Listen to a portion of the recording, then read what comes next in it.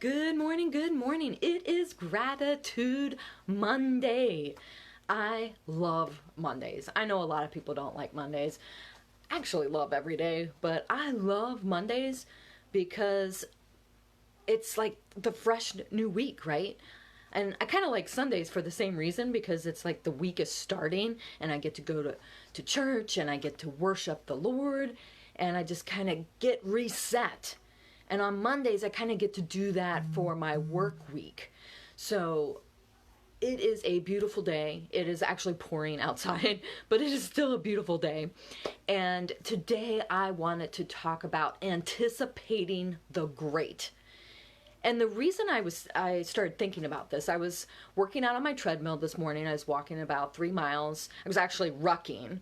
So rucking is when you do urban walking with a rucksack or a backpack. It got its roots in the military, and but it's pouring outside, and my husband works third shift, so I can't just leave my girls without a parent.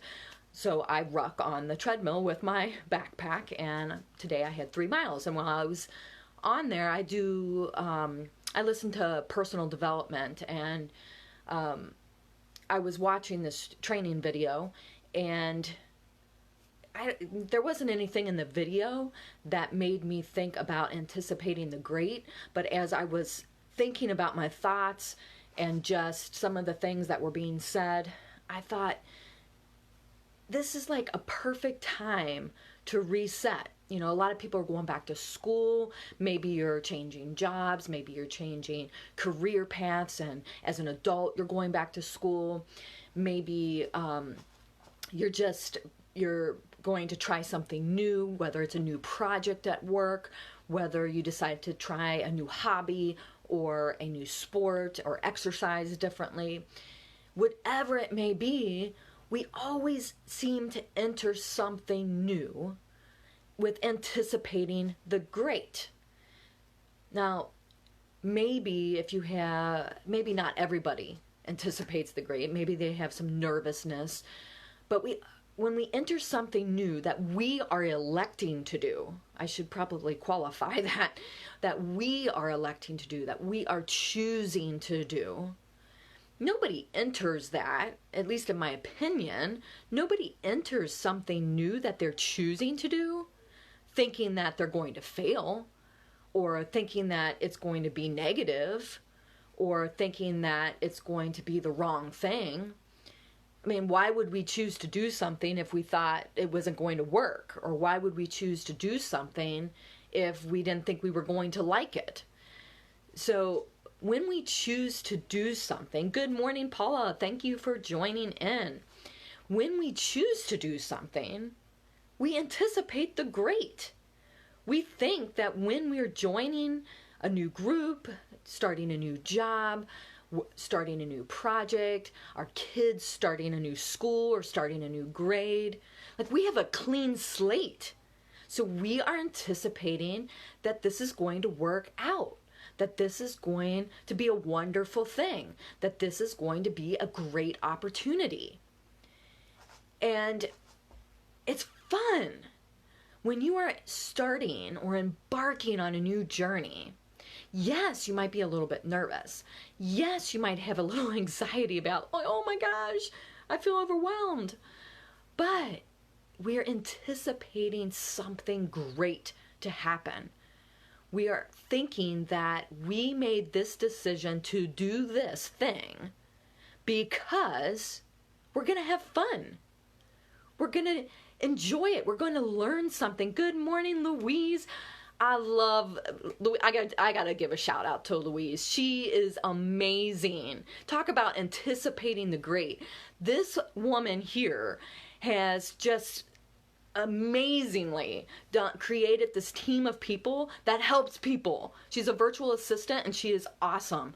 Thank you so much, Louise, for tuning in. Brian Henry, thank you for tuning in. I hope retirement is treating you well. It looks like it. But I just wanted to share that when we start something, we're talking about anticipating the great. When we choose to do something new, we are thinking that it is going to be a fun thing, that we are thinking that it is going to be enjoyable, that we are having a great opportunity.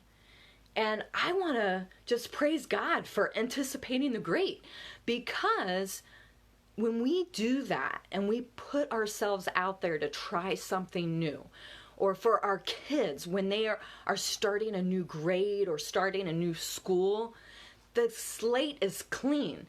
Everybody on the first day starts with an A. It's their job to keep it, right? When you start a new job, it doesn't matter what happened in your previous job. You have a clean slate. You're resetting.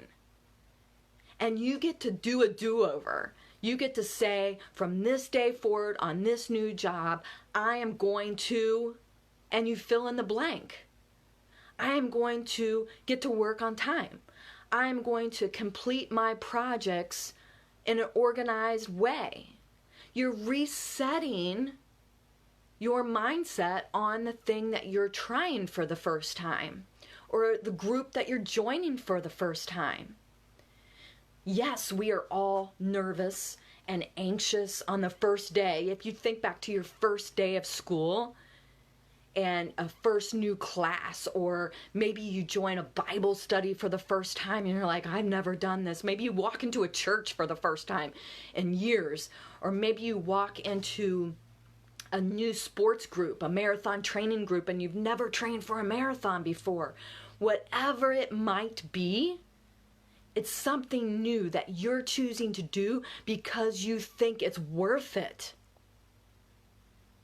Anticipating the great is all about mindset and walking into something because you want to do it.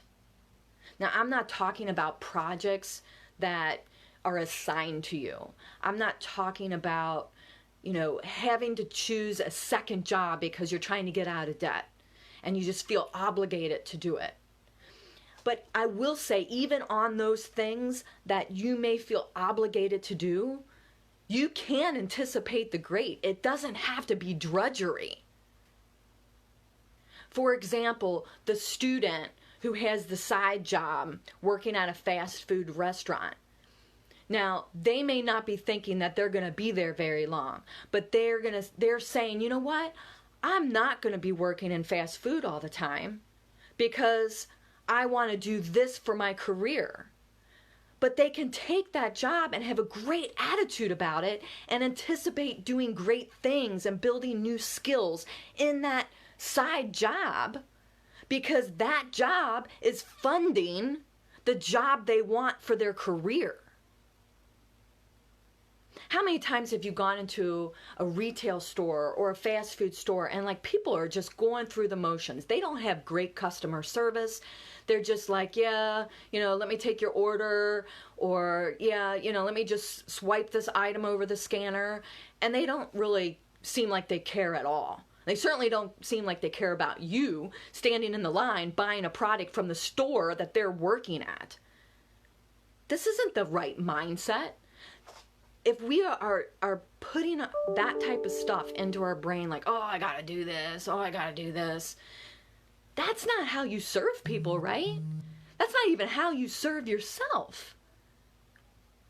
It's changing that mindset and saying, okay, I'm going to anticipate doing great things. Maybe I don't want to work at this retail store for the rest of my life. Or maybe I don't want to work at this fast food restaurant for the rest of my life. But what skills can I learn here so that I can transfer those skills and be great in the thing that I want to do for the rest of my life? That is how we change our mindset. That's how we anticipate doing great things. So when we join a new group for the first time, maybe we don't know anybody. But if we anticipate something great out of that, maybe my new best friend is going to be in this Bible study. Maybe my new best friend and running partner is going to be in this marathon training group. We can have a mindset of going, oh, I'm just going to go through this. Or we can have a mindset of going and saying, what can I learn today? Who can I serve today? How can I take my anxiety and my nervousness and build on something positive so I can develop something that I can use later or share with someone later? I am so, so thankful for the people who walk alongside of me and guide me. I'm thankful for the Bible, which is my life instruction book. I'm thankful for great mentors. I'm thankful for great teachers who inspired me. I'm thankful for my patients who come to me, and I always used to tell my students when I had students that when you see a patient for the first time, you are seeing them at their worst. They're scared that they won't get better. They're tired because they haven't slept because they're usually in pain, and pain keeps you awake at night. They are frustrated because their family doesn't want to hear them complaining anymore about their pain and their aches and their injury. So they're not always in the best mood because, let's just face it, nobody wants to have to go to physical therapy, right? Nobody wants to have to do that, because if they have to go to see a physical therapist like me, then they're not functioning at 100%. They're missing out on stuff. But when they come to see me, they're anticipating great things. They're anticipating that I'm going to help them feel better so that they can stop missing out on things. Good morning, Donna. Thanks for joining in this morning. So when I talk to my students and I tell them that, I say, look, don't judge anyone who walks through the door. You are not seeing them at their best. Then as they've come for 2 visits, 3 visits, and I'll be honest, it's usually somewhere between 3 to 5 visits where that person starts to really see improvement. I try and get them small wins on the first day, and I try and get them to feel better on the first day to build some trust there. Good morning, Tony. Thank you for tuning in. I appreciate it so much. So when my patient comes on the first day and I can get a small win, even if I get their pain down 10%, I have them leaving thinking, oh my goodness, this is going to work. Because I gave them hope. And by the 3rd, 4th, or 5th visit with me, they realize that their pain is coming down, they're moving better, they're sleeping better, and they are taking the anticipation and the anxiety and the nervousness on the first day. Well, I don't know if this is going to work. I don't know if this is good, but I think that this person can help me feel better. I've given them moments where they have felt better. And now the 3rd, 4th, or 5th visit of seeing me, they have a lot more hope. And they're anticipating that they're going to get back to doing everything they missed out on before. But nobody really feels like that on the first day. They just have that anticipation. What are you anticipating today that's going to be great? A lot of kids are going back to school. Good morning, Gary. Thank you so much for joining in. Gary comes on. He's been coming on for the last few weeks, and I really appreciate him tuning in every Monday. Good morning, Amy. Appreciate you coming on. Thank you so much. I hope all that triathlon training is going awesome for you. Also, you know, when I was just talking about what are you anticipating right now? Maybe you're anticipating a breakthrough in a health treatment. Maybe you're anticipating a great training session or a race. Maybe you're anticipating your kids having a stellar year and it's just a breakout year in their classes. Maybe you're anticipating trying something new for yourself, a new hobby or a new exercise program or a new sport. Whatever it may be, go into it with an open mind and anticipate the great. What can you learn from that thing? What can you learn from the people in the new group? What can you learn from the new project that you're working on? And what skills can you develop in that that's going to transfer over into something else in your life? Anticipate the great. Be thankful for new opportunities. Thank you all for tuning on this morning. I really appreciate it. I wish you a blessed day. Give a great day, and thank you.